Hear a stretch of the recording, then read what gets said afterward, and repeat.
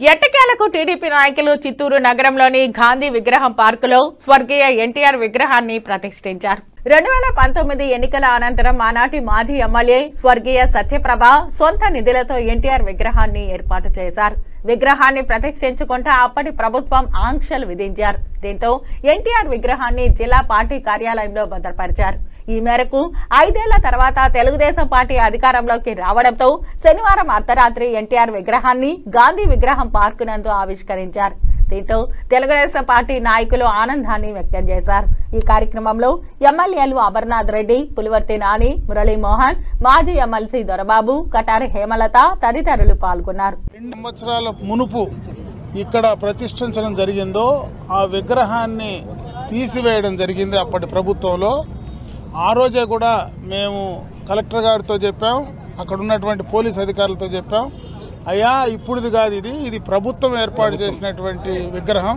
ఆనాడు ఏఎస్ మనోహర్ గారు మున్సిపల్ చైర్మన్గా, అదేవిధంగా జిల్లాలో ఉండేటువంటి అందరూ శాసనసభ్యులు, గోపాలకృష్ణారెడ్డి గారు మంత్రిగా, రామకృష్ణారెడ్డి గారు పార్లమెంటు సభ్యులుగా, అందరూ శాసనసభ్యుల శిలాఫలకం కూడా దానిపైన ఉంటే దాన్ని హై హ్యాండెడ్గా తీసి ఎత్తుకు వెళ్ళి మా పార్టీ ఆఫీస్లో ఆ రోజు పోలీస్ యంత్రాంగం మొత్తం కూడా, రెవెన్యూ యంత్రాంగం, పోలీస్ యంత్రాంగం, అప్పటి అధికారులు, అప్పటి అధికార పార్టీ ప్రజాప్రతినిధులు మరి ఆ విగ్రహాన్ని తీసివేస్తే మేము ఎంత ప్రయత్నం చేసినా ఆ రోజు మేము తిరిగి ఆ విగ్రహాన్ని ఇక్కడ పెట్టుకునేటువంటి పరిస్థితి లేకపోయింది. ఈరోజు మళ్ళీ తెలుగుదేశం ప్రభుత్వం అధికారంలోకి వచ్చిన తర్వాత అదే ఎన్టీ రామారావు గారి విగ్రహాన్ని ఇక్కడే గాంధీ యొక్క స్టాచ్యూ ఏదైతే ఉందో దాని పక్కన అప్పటి ఉన్నటువంటి శాసనసభ్యురాలుగా ఎవరైతే కీర్తిశేషులు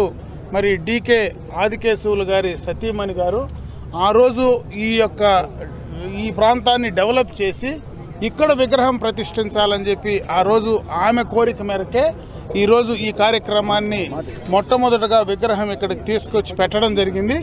ఈ కార్యక్రమం ఇప్పుడు విగ్రహం పెట్టాం, కానీ ఇక్కడ మళ్ళీ జిల్లాలో ఉండేటువంటి ఇంకా చాలామంది శాసనసభ్యులందరూ కూడా ఉన్నారు. మేము ఆ రోజు ఏదైతే చెప్పామో ఎన్నికలు అయిపోయిన తర్వాత, ఎలక్షన్ కోడ్ అయిపోయిన తర్వాత ఇమీడియట్గా తీసుకొచ్చి మేము పెడతాం అని చెప్పి ఆ రోజు మేము ఇదే పత్రికా ముఖంలో ఆ రోజు మాట్లాడాం. కాబట్టి ఎన్నికల కోడ్ అయిపోయిన వెంటనే ఈరోజు ఇక్కడ మేము విగ్రహం పెట్టాం.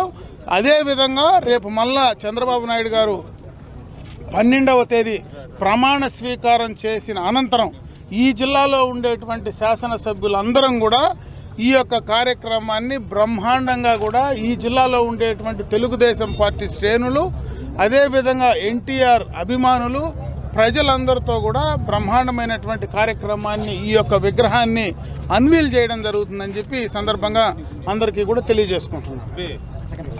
ఒకటి, విగ్రహాన్ని అన్వీల్ చేయలేదు, ఇన్స్టలేషన్ మాత్రం దాని మీద పెట్టాం.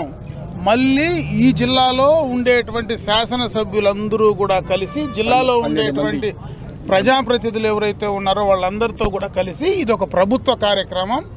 ఆ కార్యక్రమాన్ని దిగ్విజయంగా ఈ జిల్లాలో భవిష్యత్తులో ఎవరు చూడని విధంగా చేసే కార్యక్రమం చేయడం జరుగుతుంది.